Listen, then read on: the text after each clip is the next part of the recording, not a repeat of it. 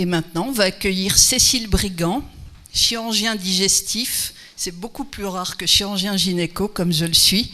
Et elle va nous parler de la place des femmes en France, enfin, dans la chirurgie. Merci Carole. Monsieur le Président, Carole, chers confrères, Mesdames, Messieurs, c'est un honneur pour moi d'être ici aujourd'hui.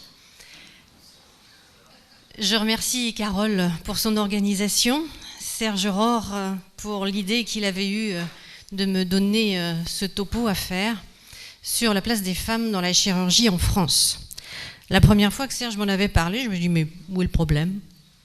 En fait, je n'avais jamais rencontré le problème. Je savais que d'autres avaient eu des soucis. Et donc, je me suis penchée sur ce qui semble être un problème sans vraiment l'être. C'est une façon d'être. Alors, je n'ai pas de conflit d'intérêt au sens économique du terme, mais vous comprendrez que mes propos ne seront probablement pas neutres du fait de mon genre.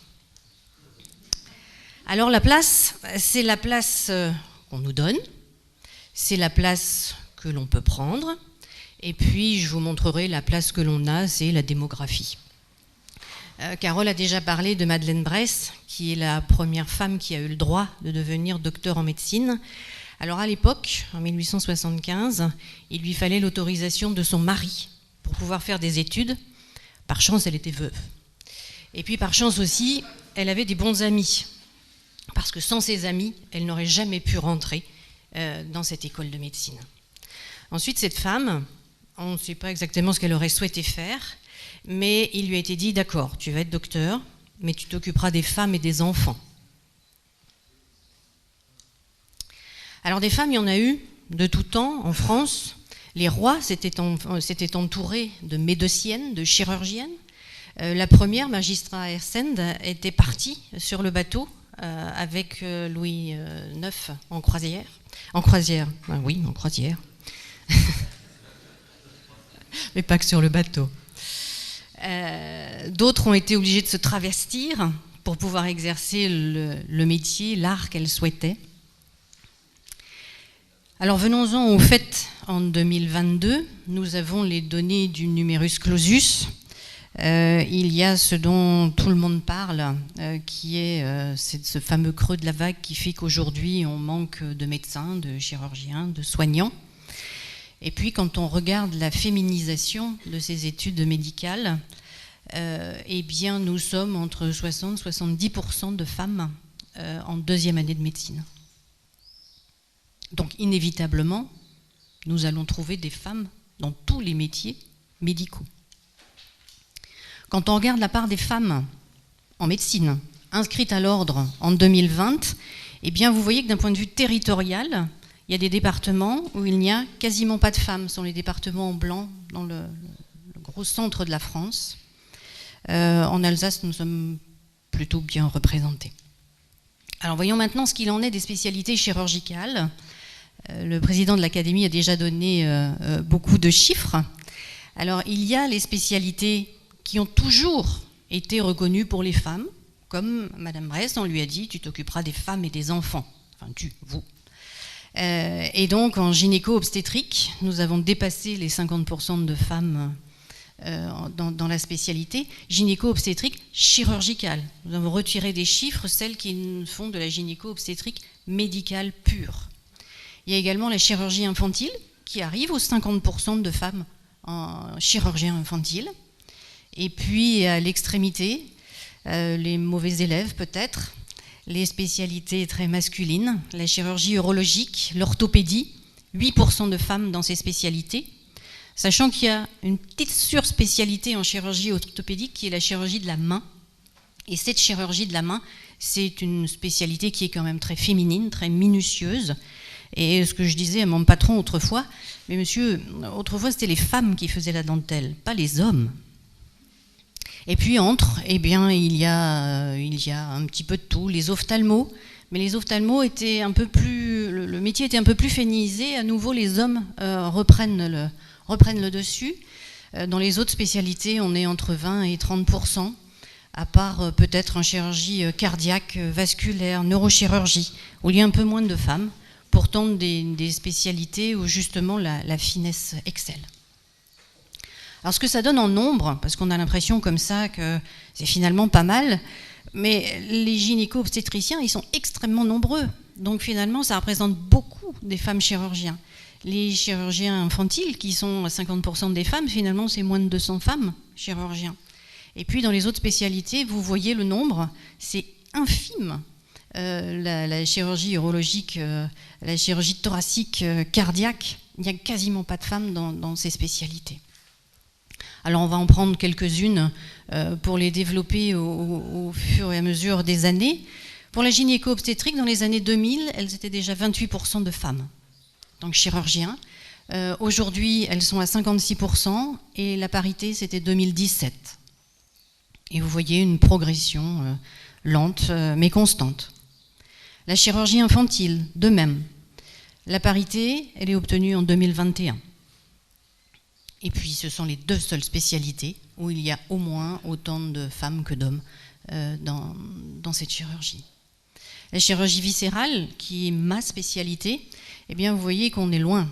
6% de femmes en 2002. Alors, les années 2002 et 2006, j'ai dû agréger les spécialités de chirurgie générale et de chirurgie digestive, puisqu'il y avait deux de CNU.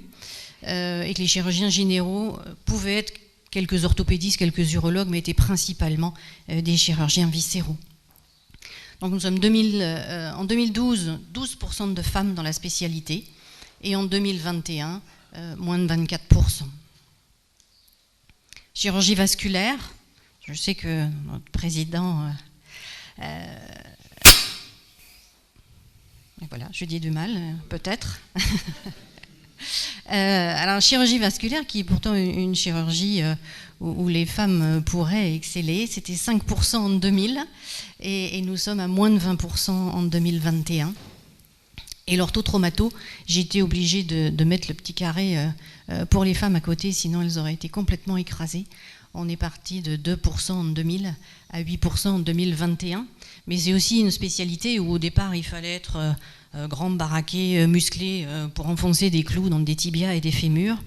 Et c'est vrai qu'avec les progrès de la technologie, avec l'arrivée de la robotique qui vous met des vis dans la colonne là où vous voulez, voilà, la force physique n'a plus grand intérêt.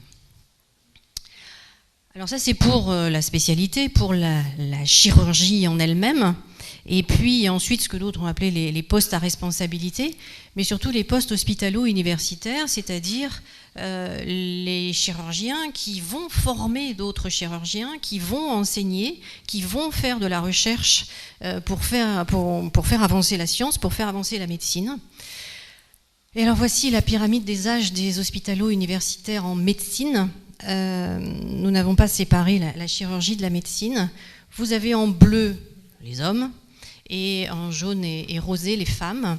Couleur foncée, ce sont les PUPH, donc les professeurs des universités. Pour les jeunes qui sont au fond, quand on est professeur, on est d'abord médecin, chirurgien. Chirurgien, c'est un médecin qui opère, donc il y a toutes les connaissances médicales. On fait de l'enseignement, donc on a la chance d'être au contact des plus jeunes, de pouvoir leur transmettre cet art qui est le nôtre. On fait de la recherche, justement, pour avancer.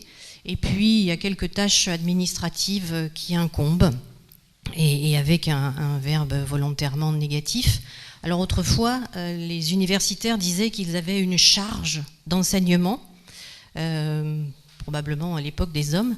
Pour les femmes, l'enseignement, Monsieur le Président disait tout à l'heure que les petites filles rêvaient d'être institutrices. Oui, on rêve de transmettre. Et finalement, l'hospitalo-universitaire transmet le savoir, permet aux autres de grandir. C'est finalement intrinsèque chez la femme.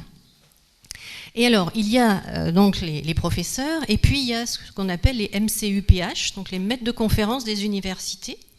Donc ce sont des hospitalo-universitaires qui ont quasiment les mêmes charges de travail, mais qui n'ont pas encore gravi tous les échelons. Carole parlait de la mobilité, alors il faut avoir fait un certain nombre de publications, fait un certain nombre d'interventions, être parti 1 an en dehors de son service. c'est bien parce que ça nous permet de voir d'autres choses, mais c'est vrai que c'est toute une organisation.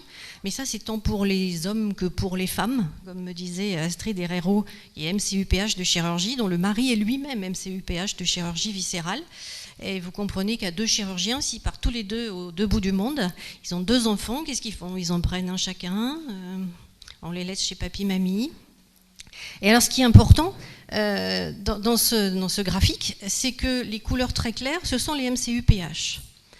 Autrefois, en chirurgie, on était très peu maîtres de conférences des universités, mais un certain nombre le restent toute leur vie. C'est-à-dire que ces femmes n'ont pas réussi à gravir tous les échelons.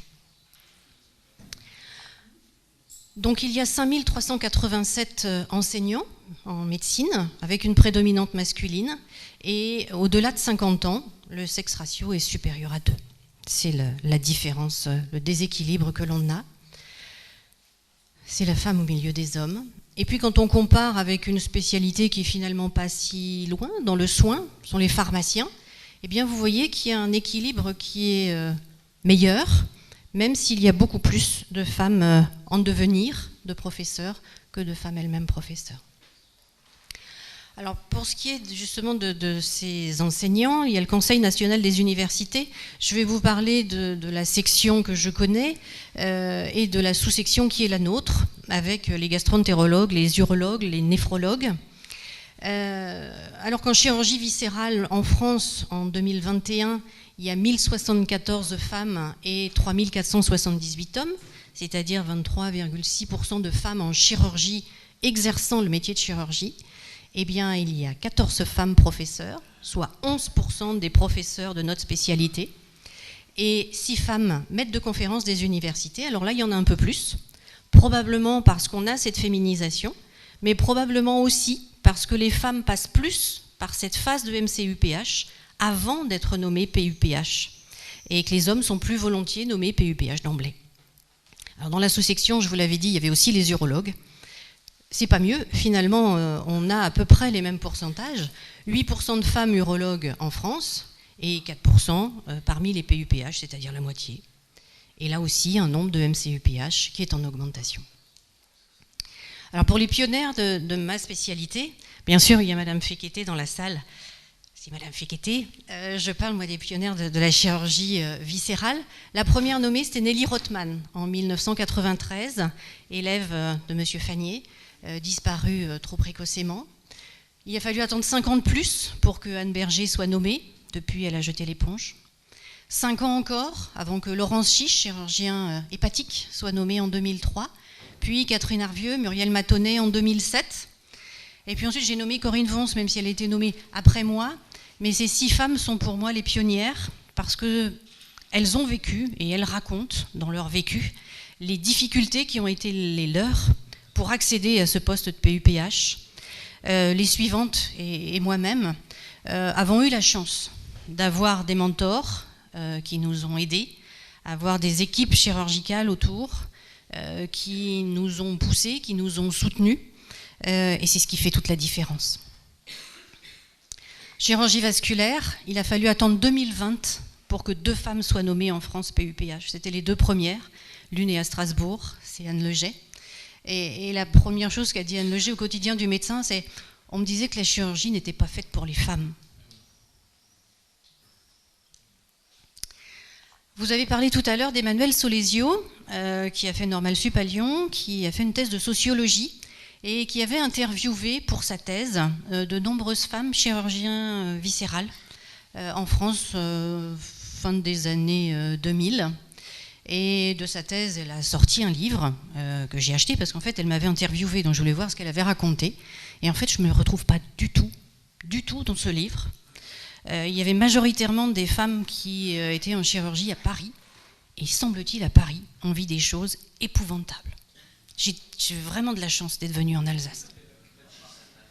Très, très machiste.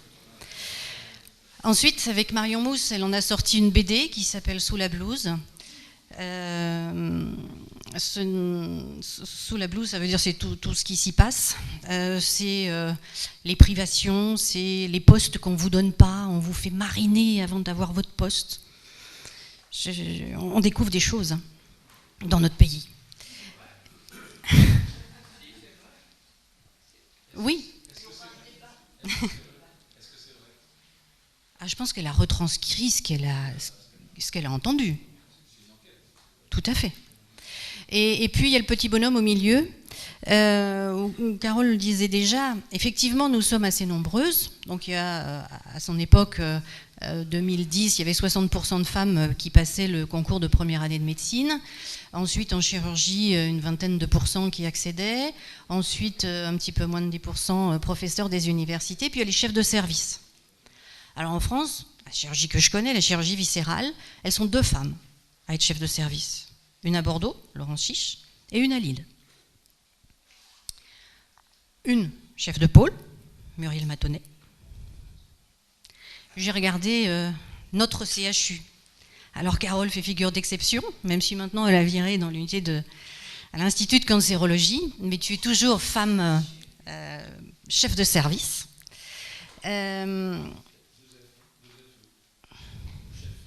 Comme vous voulez. Et les chefs de service, les chefs de pôle, sont nommés par le directeur. Alors il semblerait qu'il y ait aussi une féminisation des directeurs d'hôpitaux. Mais les femmes sont plutôt dans les petits hôpitaux périphériques et pas dans les grandes CHU.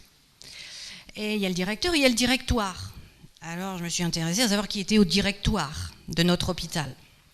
Et bien dans le directoire, il y a 3 femmes. Il y a une infirmière, une pharmacienne et par chance une femme réanimatrice.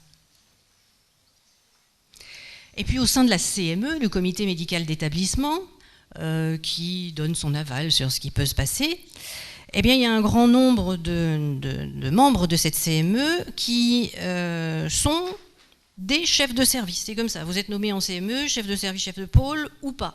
Donc tout ce quota, puisqu'il n'y a pas de femmes chef de service, eh bien, il y a la moitié de la CME qui ne peut pas être femme. Donc oui, il y a un vrai plafond de verre.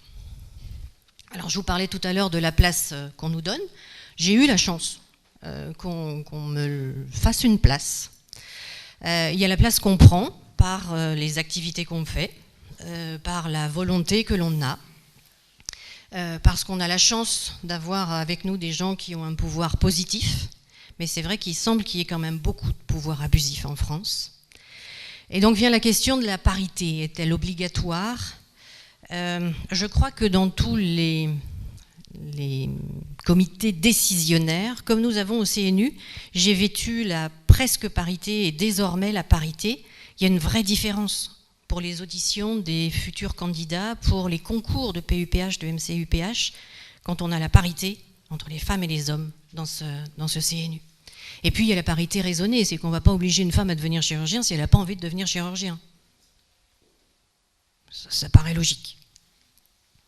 Alors oui, tu as parlé aussi de notre rôle premier, qui est quand même le soin, une fois que l'on a passé cette histoire de plafond de verre, et c'était cette étude nord-américaine du côté de Toronto, où effectivement il vaut mieux se faire opérer par une femme, ce qui est peut-être possible. Donc en conclusion, il y a une place pour toutes, mais pour tous. Nous avons tous notre place dans la société. C'est finalement la société qui fait que les femmes peuvent ou ne peuvent pas être. Mais on a notre place si on en a envie. Et si on est heureux là où on va. Il faut avoir confiance en soi. Et quoi qu'il advienne, garder confiance en soi. Et puis, nul n'est au-dessus des lois. Et le fait qu'il y ait la parité dans les chambres représentatives au sommet de l'État font que des lois vont apparaître, sont déjà apparues. Il y en a une dernière en 2021, il y en a des autres qui sont en cours de travail. Pas pour que les femmes deviennent médecins ou deviennent chirurgiens, non, pour que les femmes aient un rôle décisionnaire également. Voilà, alors je remercie professeur Christian Meyer, c'était le pouvoir positif. C'était mon patron, c'était mon papa en chirurgie. Serge Rohr, ici présent, c'est mon grand frère. Et effectivement, c'est dans la famille qu'on grandit. On revient à la femme, aux enfants, à l'envie de pousser. Et puis je remercie M. Dimunch, Mme Fontanelle et M. Mamouche qui m'ont permis d'obtenir les données chiffrées factuelles. Merci.